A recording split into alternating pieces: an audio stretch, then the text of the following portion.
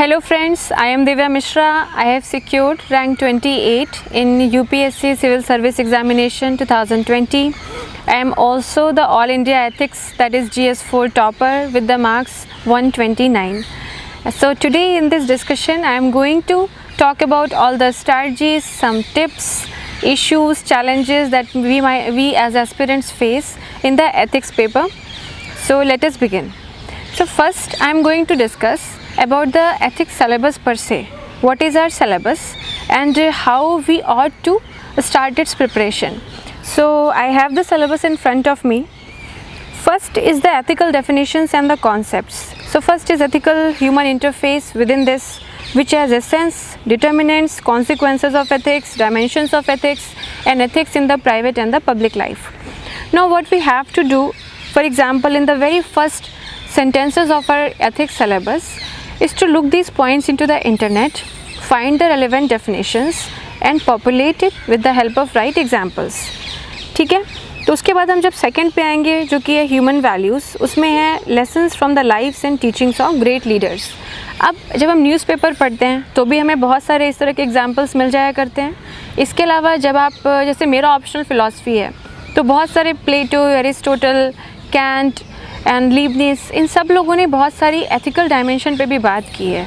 और अगर आप जीएस में पढ़ते हैं या फिर आपका अगर सोशियोलॉजी ऑप्शनल है, पॉलिटिकल साइंस ऑप्शनल है, एक्सेप्ट सम जो साइंस ऑप्शनल्स हैं उनको छोड़ के आपको हमेशा कुछ ना कुछ लीडर्स और उनके एथिकल वैल्यूज़ मिलते हैं. तो ये सारे सोर्सेज जो हैं आप इनको कलेक्ट करिए और इनको आप अपने GS4 में यूज़ करिए. तो आपका ये वाला पार्ट कवर हो जाएगा.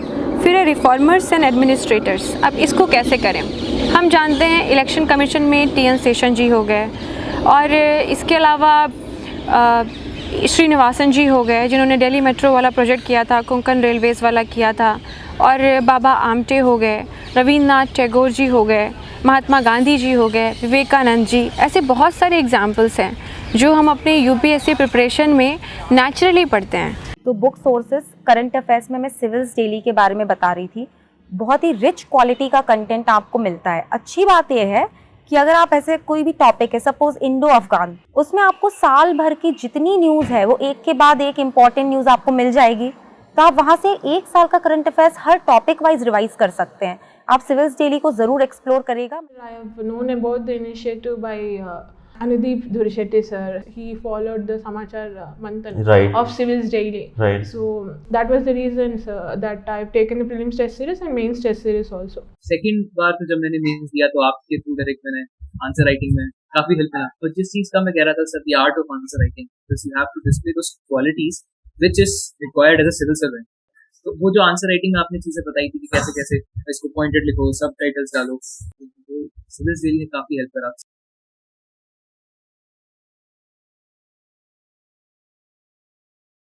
तो इस तरह से लेसन्स आपको उनकी लाइफ से मिल जाएंगे. अब देखिए ये लेसन्स आपकी हेल्प कैसे करते हैं. जब कोई चैलेंजिंग एथिक्स का क्वेश्चन आता है जो कि थोड़ा एब्स्ट्रैक्ट होता है, फिलॉसफिकल होता है, तो उसका सेंस लेने के लिए या फिर अपने पॉइंट्स को जस्टिफाई करने के लिए हम इन रिफॉर्मर्स के या लीडर्स के जो लाइफ लेसन्स हैं या फिर उनके जो एक्सपीरियंसेस हैं उनको यूज़ करते हैं. अब देखिए ह्यूमन वैल्यूज़ वाले पार्ट में ही नेक्स्ट है role of family, society and educational institutions in inculcating of the values. अब रोल ऑफ फैमिली में हम कैसे लिख सकते हैं. हम एग्जांपल दे सकते हैं कि अगर कुछ फैमिलीज़ हैं जिनमें एक रिग्रेसिव माइंडसेट है, पैट्रियार्कल अपब्रिंगिंग है, तो जो चिल्ड्रन उसमें होते हैं उनकी साइकी पे क्या नेगेटिव इफ़ेक्ट पड़ता है. और फिर जब ये चिल्ड्रन दूसरे जॉब में जाएंगे या फिर लीडर्स बनेंगे तो उनके जो डिसीजंस हैं उनमें उनका ये जो फैमिलियल इन्वायरमेंट है ये इम्पैक्ट करना शुरू कर देगा. उसी जगह कुछ ऐसे लीडर्स हैं जिनकी अपब्रिंगिंग की वजह से जो वैल्यूज़ उन्होंने फर्दर होल्ड की वो रिस्पॉन्सिबल हैं. फॉर एग्ज़ाम्पल बाबा आमटे, उनका एक एग्ज़ाम्पल मुझे अभी भी ध्यान है कि वो एक खिलौना था, उससे खेल रहे थे, उनकी मदर ने उनको दिया था, बहुत रिच फैमिली से थे, और उस खिलौने में एक स्प्रिंग लगी हुई थी जिससे वो खिलौना बार बार नीचे जाता था. तो उन्होंने अपनी मदर से पूछा और मदर ने उनको समझाया कि ये स्प्रिंग इसलिए लगी है ताकि आपको हमेशा ध्यान रहे डाउन टू अर्थ रहना है, हमेशा ज़मीन से जुड़े हुए रहना है. तो इस तरह के एग्जाम्पल दे सकते हैं कि कैसे फ़र्क पड़ता है. आप अपनी लाइफ के पर्सनल एग्जाम्पल ले सकते हैं कि अगर आपके घर में कुछ चीज़ों को बहुत ज़्यादा वैल्यू दी जाती है, जैसे कि स्पिरिचुअलिटी हो गया या फिर फिलैंथ्रोपी हो गया, तो उसका कैसे आपकी डिसीजन मेकिंग में फ़र्क है। अगला है रोल ऑफ सोसाइटी। अब देखिए हमारी सोसाइटी में बहुत सारे प्रॉब्लम्स हैं, वो चाहे सेसेशनिस्ट टेंडेंसीज़ हो, एक्सट्रीमिज़म हो, टेररिज्म हो, नक्सलिज़म हो, लिंग्विस्टिक शॉविनिज़म हो, इन सब से सोसाइटी हमारी जूझ रही है, including the gender discrimination and the caste related issues. तो इस सोसाइटी में जो चैलेंजेस हैं, क्या वैल्यूज़ हैं, जैसे कि हम लोग उन वैल्यूज़ पे बिलीव करते हैं जो कि क्या हैं, अतिथि देवो भव और वसुधैव कुटुंबकम। तो हम सब इन सबको IR वगैरह में यूज़ करते हैं, सेम इनको हम एथिक्स में भी इस तरह से यूज़ कर सकते हैं।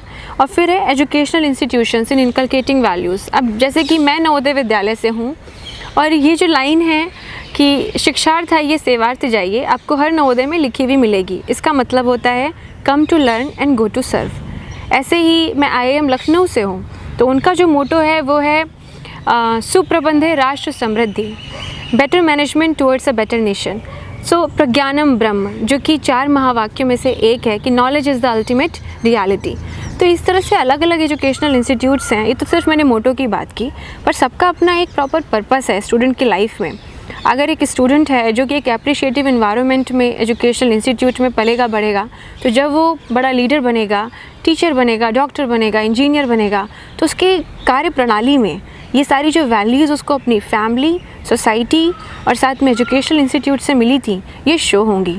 अब इसमें बहुत इंपॉर्टेंट ये है समझना कि ठीक है हमने सिलेबस देख लिया, हम समझ भी गए, पर इस पर क्वेश्चंस कैसे आते हैं। तो मैं आपसे रिक्वेस्ट करूँगी कि आप UPSC के प्रीवियस ईयर क्वेश्चन पेपर्स को देखिए और आपको प्रॉपर ये दिखेगा कि उन्होंने फैमिली और सोसाइटी इस तरह ये कैसे डिटरमाइन करते हैं, आपकी वैल्यू इनकलकेशन को, उसको इम्पैक्ट करते हैं।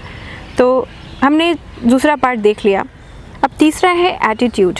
एटीट्यूड के अंदर हमें क्या क्या पढ़ना होता है? Content, structure, function, its influence and relation with thought and behaviour, moral and political attitude, social influence and persuasion.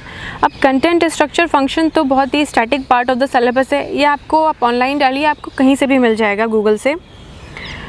Relation with thought and behaviour. अब एटीट्यूड क्या होता है? एटीट्यूड कहीं ना कहीं हमारी जो core and peripheral value system है उससे इम्पैक्ट होता है। और एटीट्यूड करता क्या है? हमारे बिहेवियर को इन्फॉर्म करता है।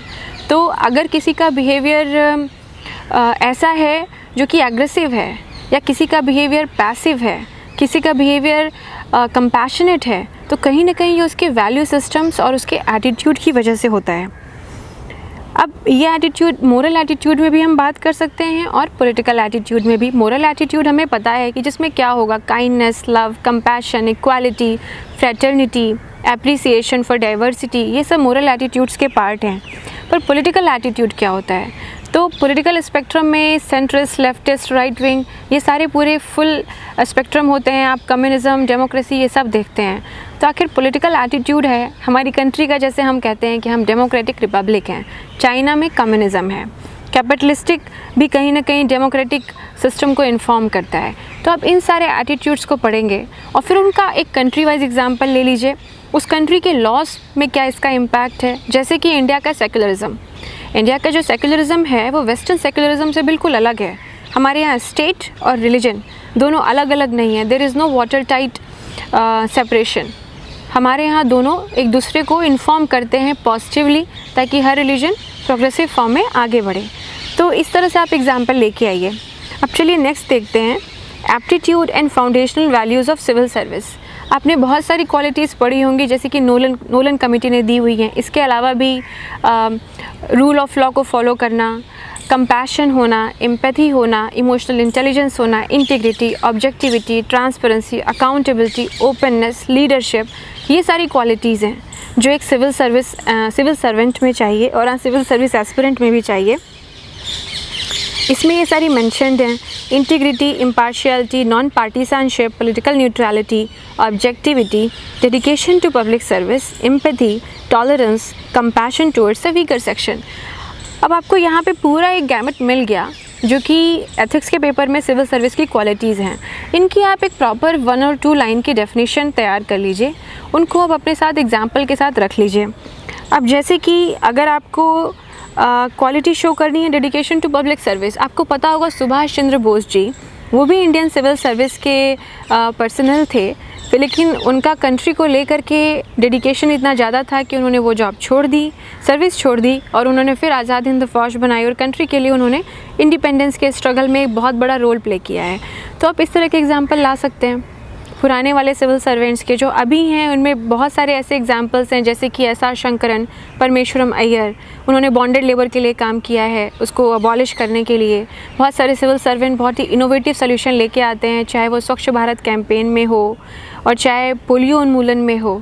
तो आप इस तरह के एग्जाम्पल जिसमें डेडिकेशन टू सर्विस है उसको यूज़ कर सकते हैं। इनफैक्ट छत्तीसगढ़ का मुझे एग्जाम्पल याद आ रहा है अंबिकापुर का, कि वहाँ पे महिलाओं को उन्होंने, जो वहाँ की डीएम थी, उन्होंने उनको एम्प्लॉय किया वेस्ट मैनेजमेंट के लिए।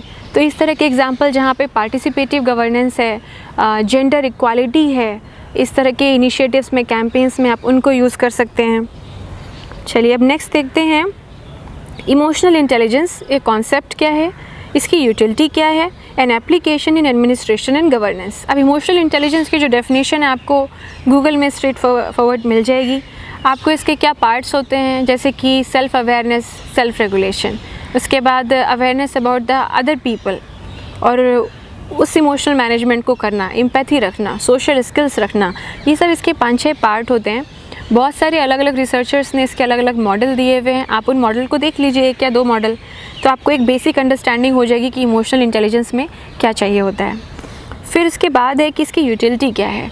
तो बहुत सारे एग्जांपल्स हम देखते हैं जिसमें सिविल सर्वेंट्स इमोशनल इंटेलिजेंस को प्रॉपर यूज़ करके बड़ी बड़ी प्रॉब्लम्स को ईजिली सॉल्व कर लेते हैं। जैसे कि जो एक एग्ज़ाम्पल है, बेंगलोर के डीसीपी थे, एक एजिटेशन चल रहा था, तो क्राउड बहुत गुस्से में थी, भड़की हुई थी, तो उनके गुस्से को शांत करने के लिए उन्होंने माइक पे नेशनल एंथम गाना शुरू कर दिया, जन गण मन। कुछ देर बाद क्राउड शांत हो गई और सब क्राउड डिस्पर्स हो गई, तो पूरा मामला ही शांत हो गया। अब ये है इफ़ेक्टिव यूज़ इमोशनल इंटेलिजेंस का। इस तरह के एग्जांपल्स यूज़ करके आप समझ सकते हैं कि क्या इसकी यूटिलिटी है। फिर है contribution of moral thinkers and philosophers from India and abroad.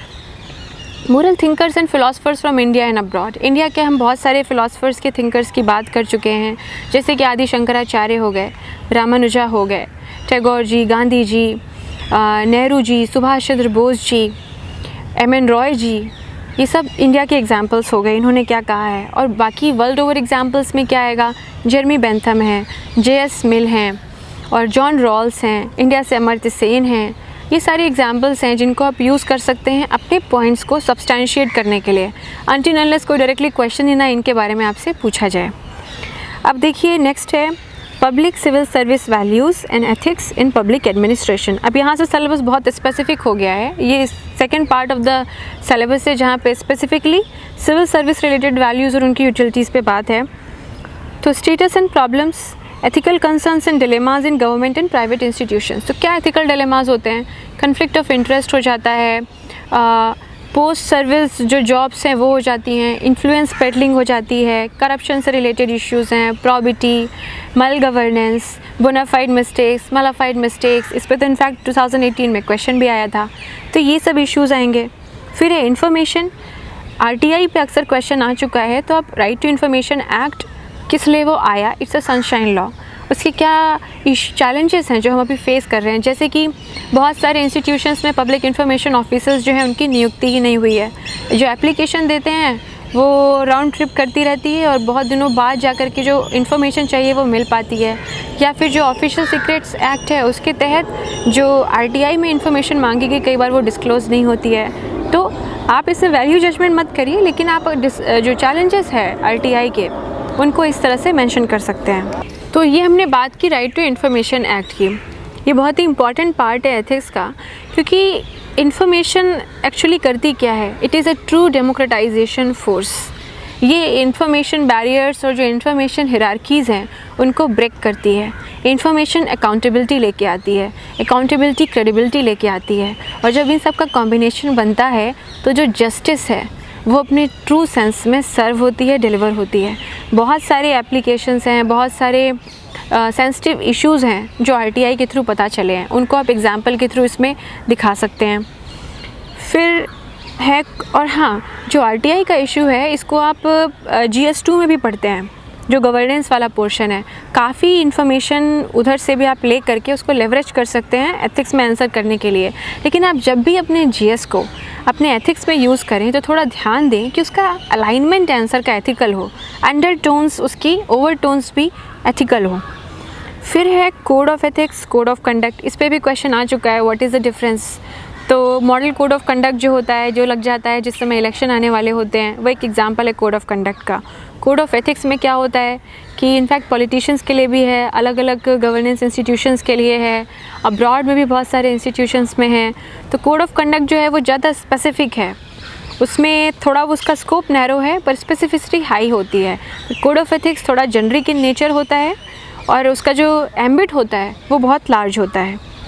उसके बाद आएगा सिटीजन्स चार्टर।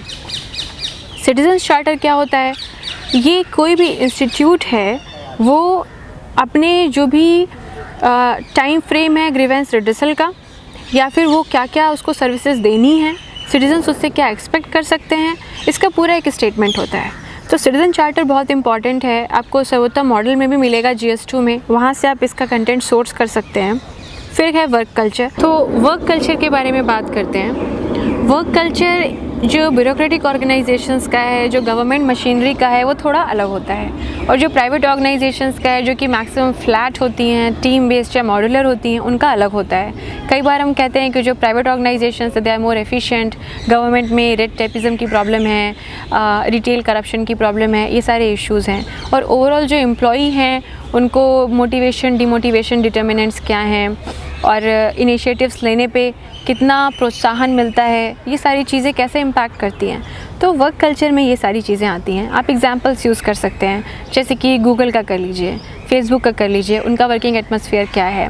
या फिर गवर्नमेंट में भी बहुत सारे डिपार्टमेंट्स हैं जिन्होंने अपने सिटीजन चार्टर्स लॉन्च किए हैं, या फिर जो फाइल मैनेजमेंट के लिए काम कर रहे हैं, सुप्रीम कोर्ट ई कोड के लिए, टेली कोड के लिए, ये सब काम कर रही है, वीडियो कॉन्फ्रेंसिंग हो रही है। और कोविड के बाद तो डिजिटल मोड बहुत ही स्पीड के साथ शुरू हो गया है। तो ये सारी जो चीज़ें हैं आप अपने वर्क कल्चर के अंदर मेंशन कर सकते हैं। देखिए अल्टीमेटली ये है कि आंसर में जो चाहिए एग्जामिनर को वो तो होना चाहिए, जो बेसिक मिनिमम रिक्वायरमेंट है कि उसमें डेफिनेशन हो, एग्जाम्पल हो। लेकिन ये आपके ऊपर है कि आप GS वगैरह से या फिर जो आपका अदर पेरिफेरल नॉलेज है उस क्वेश्चन के नीड को देखते हुए आप कितने अच्छे से उसको उसमें रख पा रहे हैं। नेक्स्ट है क्वालिटी ऑफ सर्विस डिलीवरी, जिसमें आता है कि जितने टाइम में वो सर्विस डिलीवर होनी चाहिए थी क्या वो उतने टाइम में हुई, जो क्वालिटी और स्टैंडर्ड्स की एक्सपेक्टेशंस थी क्या वो उसमें मीट हुई, और वो जो ऑर्गेनाइजेशन थी क्या वो इसको इम्प्रूव करने के लिए फ़ीडबैक ले रही है, और जो फ़ीडबैक ले रही है क्या वो इस पर कुछ फर्दर काम कर रही है। तो ये सारी चीज़ें, और गवर्नमेंट ऑर्गेनाइजेशंस इसके लिए क्या कर रहे हैं। फिर अगला है utilisation of public funds. Utilisation of public funds बहुत इंपॉर्टेंट हो जाता है। इसके लिए पब्लिक फाइनेंस मैनेजमेंट सिस्टम भी है, मिनिस्ट्री ने लॉन्च किया हुआ है, और सोशल ऑडिटिंग और बहुत सारे अदर मैकेनिज़म्स हैं। अब तो डिजिटल मोड है, डायरेक्ट बेनिफिट ट्रांसफ़र्स है, चाहे वो LPG गैस सिलेंडर का हो और चाहे बहुत सारे गवर्नमेंट की सब्सिडीज़ का हो, जैसे कि PM किसान वगैरह। तो आप ये सब इसमें लिख सकते हैं, और कैसे अलग अलग इनिशिएटिव्स हो रहे हैं, क्या कोई दूसरी कंट्री है जहाँ भी ये चीज़ बेटर तरीके से की जा रही है। फिर है चैलेंजेस ऑफ करप्शन। तो इसमें कैसे आप करेंगे, करप्शन की डेफिनेशन क्या है, करप्शन के कॉजेज़ क्या हैं अपनी कंट्री में, इसके लिए क्या क्या कर सकते हैं। एक तो ई-गवर्नेंस है जो इसका काफ़ी बड़ा सोल्यूशन है, लेकिन इसके अलावा भी करप्शन मल्टीपल लेवल पे होता है, कई जगह पे बहुत हिडन होता है। तो RTI इसमें हेल्प करता है, इंटीग्रिटी पैक्ट्स इसमें हेल्प करते हैं। इस तरह की चीज़ें आप लाइए, थोड़ा इनोवेटिव और क्रिएटिव रहेगा तो आपके मार्क्स फेचिंग जो है वो बढ़ जाएगी। लास्ट में है केस स्टडीज़। तो केस स्टडीज़ में मुझे लगता है कि जो चीज़ इम्पॉर्टेंट हो जाती है वो ये है कि हम कितना टाइम एलोकेट करेंगे। तो मुझे लगता है कि आप 15 मिनट के आसपास एक केस स्टडी को दे सकते हैं, जो कि आती है 20 मार्क्स और 250 वर्ड्स की। और जो आप इंट्रोड्यूस करें उसको, जो मान लीजिए केस स्टडी का कोई एक मेन पॉइंट होगा, बाकी इसमें हो सकता है और भी इश्यूज़ हों, पर कोई एक मेन इशू होगा, आप उस मेन इशू को उसमें एड्रेस कीजिए और लिखिए। जो भी आपको उसके बारे में कुछ रेलेवेंट पता हो, जो कि क्यूरियोसिटी लेके आए एग्जामिनर के माइंड में, आप वो चीज़ लिखिए। आप उसकी जो बॉडी हो उसमें बिल्कुल भी डाइग्रेस मत होइएगा, जो क्वेश्चन में पूछा जा रहा है आप बस उतना आंसर कीजिए। अगर उसमें मेरिट डिमेरिट करनी है, कोर्स ऑफ एक्शन लेना है तो कोर्स ऑफ एक्शन के साथ हमेशा कोशिश करिए आप उसका जस्टिफिकेशन लिखिए कि आप अगर ये कोर्स ऑफ एक्शन लेंगे तो उसके पीछे रीज़न क्या है। ये एग्जामिनर को बताता है कि आप थिंकिंग माइंड हैं, आप रैशनल अप्रोच है आपका, आप लॉजिकल हैं, आप आर्बिट्ररी नहीं हैं और आप गलत नहीं होने देंगे क्योंकि आप रूल ऑफ लॉ को फॉलो कर रहे हैं। फिर उसके बाद बॉडी ऑफ द आंसर्स में एथिकल ओरिएंटेशन हो, एथिकल टर्म्स हो, एथिकल एग्जाम्पल्स हो, जिसमें जो beginning part of the syllabus है वो आपकी हेल्प करेगा। और फिर लेवरेज करना जो आपका ऑप्शनल का नॉलेज है, जीएस का नॉलेज है अपने एथिक्स के आंसर राइटिंग में। कंक्लूजन में आप अक्सर यूज़ कर सकते हैं अगर सुप्रीम कोर्ट ने कोई जजमेंट दिया है, अगर आपके पास कोई फंडामेंटल ड्यूटी है, DPSPs हैं, कोई कोट है किसी एथिकल फ़िलासफ़र का, आप इन सब को यूज़ करके उसको कंक्लूड कर सकते हैं। अब मेरे पास कुछ क्वेश्चंस हैं जो प्रीवियस ईयर्स में पूछे गए हैं। मैं एक और चीज़ डिस्कस करना चाहूँगी, एक है कंफर्ट विद एब्स्ट्रैक्टनेस। हम अभी जीएस में देख रहे हैं पिछले 3 साल से, तो आई कैन से कि कोटेशंस आते हैं जो बहुत एब्स्ट्रैक्ट होते हैं और उनको हमें लिखना होता है। तो क्वेश्चन जनरली ये होता है कि कोटेशंस ये दिए हुए हैं and bring out what it means to you in the present context. अब इसमें 2 पार्ट हैं, या what it means to you और दूसरा है प्रेजेंट कॉन्टेक्स्ट में। तो अगर क्वेश्चन पूछा गया था इस बार कि the best way to find yourself is to lose yourself in the service of others, it is by Mahatma Gandhi. तो सबसे पहले आप ये लिखिए कि सर्विस होती क्या है, आप डिफ़ाइन करिए सर्विस को। फिर सेकंड आप ये लिखिए कि find yourself, finding ourself होता क्या है, हमारा ट्रू सेल्फ क्या है, हम इसको क्या समझते हैं। कहा जाता है कि वैल्यू हमारी लाइफ में वो होती है, सक्सेस हमारी लाइफ में वो होती है जो हमारी लाइफ किसी दूसरे के लिए वैल्यूबल हो। तो इसलिए जब, और वो वैल्यूबल दूसरे के लिए कब होगी, जब हमने कोई सर्विस दी हो उनको। इसलिए सर्विस ही हमारी लाइफ को वैल्यूबल बनाती है। कहते हैं ना, परोपकाराय इदम शरीरम, this body is made for परोपकार, to do good work, to do the just work. तो आप इस तरह से इसको बिगिन करिए। फिर है best way to find yourself is to lose yourself in the service of others. अब आप एग्जाम्पल दीजिए, कुछ किन किन लोगों ने दूसरों की सर्विस में खुद को इमर्स कर लिया। जैसे कि महात्मा गांधी जी, उन्होंने पूरी लाइफ डेडिकेट कर दी अपना लॉयर का प्रोफेशन छोड़ करके कंट्री के फ्रीडम स्ट्रगल में। और सेकंड पे आप नेल्सन मंडेला जी का एग्जांपल दे सकते हैं, मार्टिन लूथर किंग जी का एग्जांपल दे सकते हैं, मदर टेरेसा का एग्जांपल दे सकते हैं, सावित्रीबाई फुले जी का एग्जांपल दे सकते हैं। सावित्रीबाई फुले जी की डेथ हुई थी क्योंकि प्लेग चल रहा था और एक जो थे जिनको प्लेग हुआ था उनको वो कैरी करके लेकर के गई जहाँ पे हॉस्पिटल था, और रास्ते में उनको वो प्लेग से इन्फेक्ट हो गई and because of this she died like a martyr. So ये सारी जो एग्जांपल्स हैं आप लेके आइए। फिर आप ऑर्गेनाइजेशन के बारे में सोचिए। ये तो इंडिविजुअल हो गया, जो ऑर्गेनाइजेशन से जो इस तरह के काम कर रही हैं, आर्म्ड फोर्सेस ऐसा कर रहे हैं, बहुत सारी जो रेड क्रॉस सोसाइटीज़ हैं वो ऐसा कर रहे हैं, doctors without borders, reporters, journalist, ये सारे लोग हैं, फिलैंथ्रोपिस्ट जो इन सब चीज़ों के लिए काम कर रहे हैं। या फिर बड़े बड़े फाउंडेशन CSR हो गए जैसे कि bill and Melinda Gates foundation. Children के एग्जांपल हो गए जैसे कि ग्रेटा थनबर्ग का आप दीजिए कि जो क्लाइमेट चेंज के लिए सेल्फलेस फॉर्म में सर्व कर रहे हैं, बहुत सारे लोगों को मोबिलाइज़ कर रहे हैं। तो इस तरह के एग्जांपल हो गए। तो बुक सोर्सेस करंट अफेयर्स में मैं सिविल्स डेली के बारे में बता रही थी। बहुत ही रिच क्वालिटी का कंटेंट आपको मिलता है। अच्छी बात यह है कि अगर आप ऐसे कोई भी टॉपिक है, सपोज इंडो अफगान, उसमें आपको साल भर की जितनी न्यूज़ है वो एक के बाद एक इम्पॉर्टेंट न्यूज़ आपको मिल जाएगी। तो आप वहाँ से 1 साल का करंट अफेयर्स हर टॉपिक वाइज रिवाइज कर सकते हैं। आप सिविल्स डेली को ज़रूर एक्सप्लोर करेगा। I have known about the initiative by Anudeep Dhurishetty sir. He followed the Samachar Manthan of Civils Daily. So that was the reason that I've taken the prelims test series and mains test series also. Second बार तो जब मैंने mains दिया तो आपके through direct मैंने answer writing में काफी हेल्प मिला। तो जिस चीज का मैं कह रहा था sir, the art of answer writing, you have to display those qualities which is required as a civil servant. तो वो जो आंसर राइटिंग में आपने चीजें बताई थी कि कैसे कैसे इसको पॉइंटेड लिखो, सबटाइटल्स डालो, तो सिविल्स डेली ने काफी हेल्प करा।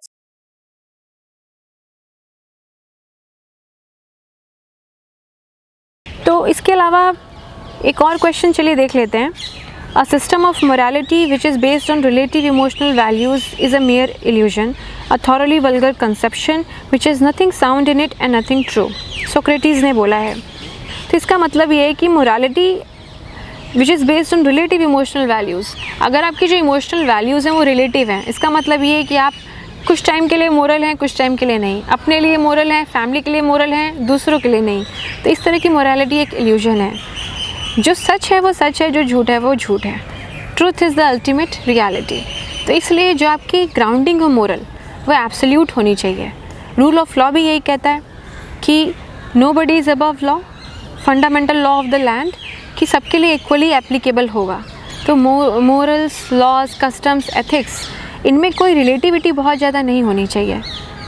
अदरवाइज़ ये आर्बिट्रेरीनेस की तरफ लेके जाएगा और ये सोसाइटी जो है उसका जो ऑर्डर है वो डिस्टर्ब हो जाएगा, क्योंकि इनजस्टिस आ जाएगा। तो आप इस तरह से इन क्वेश्चंस को इस आउटलुक के साथ देखिए। और इसके अलावा जो एब्स्ट्रैक्ट क्वेश्चंस हैं उनमें मैं आपसे रिक्वेस्ट करूँगी कि आप उनको पार्ट्स में तोड़ लें। आप उसको बिगिन ऐसा करें जो most relatable form of introduction हो, उसकी जो बॉडी हो उसको डिफरेंट पार्ट्स में देखें, एग्जाम्पल्स लेकर के आएँ और थ्रू आउट एथिकल ओरिएंटेशन के साथ उसको सॉल्व करें। कंक्लूड बहुत ही पॉजिटिव नोट पे करिए और कुछ कंक्लूसिव दीजिए या फिर क्रिएटिव और इनोवेटिव दीजिए। और अगर आप इस तरह से करेंगे तो मुझे लगता है ज़रूर आपके नंबर 1 ऑफ द हाईएस्ट आएंगे एथिक्स में। और thank you for your patience.